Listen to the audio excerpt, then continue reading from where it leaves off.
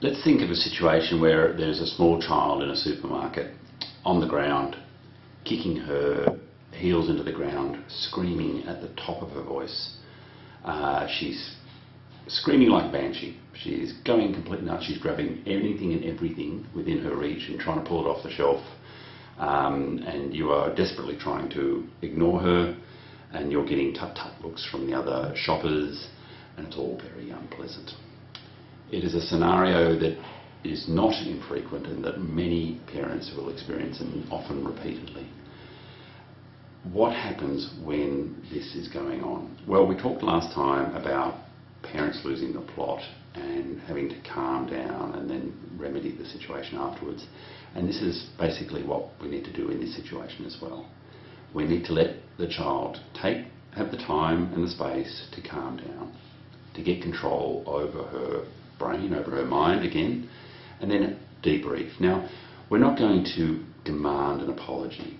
If it's offered, then that's great, and we should acknowledge it and appreciate it. But you might want to hint that maybe say, what do you think of your behaviour back then? How do you think that went? Rather than saying you must apologise for what you just did, because that will be a better teaching moment if we can approach it in that way. Now, of course, these sort of tantrums, meltdowns, they'll happen more in times of stress. You know, when you've been sick, when there's been a problem or a loss in the family, someone else is sick, someone's passed away, you've just moved house, you've just moved school or preschool. So there are times where tantrums and meltdowns are going to be more common. And also when they can occur, when they do occur in a child, they can have physical consequences. They can have getting tummy pain, they can be getting headache. They can actually have physical consequences from these very unpleasant experiences of having a meltdown. Now, what is a normal child-parent relationship? What structure does it have? Well, actually what it is, it's a series of breakdown and then repair, and breakdown and then repair. That's actually the same for any human relationship, whether you're talking about a couple or whatever. That we all have breakdowns in our relationships that we then have to come to back and repair.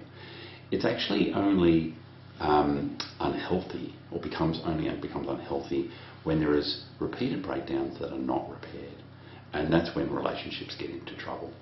So we want to be able to teach them how to deal with their negative emotions and to learn how to control them and to fix it up afterwards. So sometimes the kind of thing you can do for your child is to actually let them have their negative emotions and try and teach them how they can deal with those negative emotions, including when they start having relationships with other people, with other children, as they get towards into teenage years, where they're really requiring much less of your support to deal with other people. So this is when they learn how to drive this complex machine that is their mind, that they then start driving to other places and dealing with other people. Of course, sometimes we can have too much breakdown, even if they are being repaired, that it can be unpleasant, unhealthy. So maybe we need to think at those times to give each other a bit of space.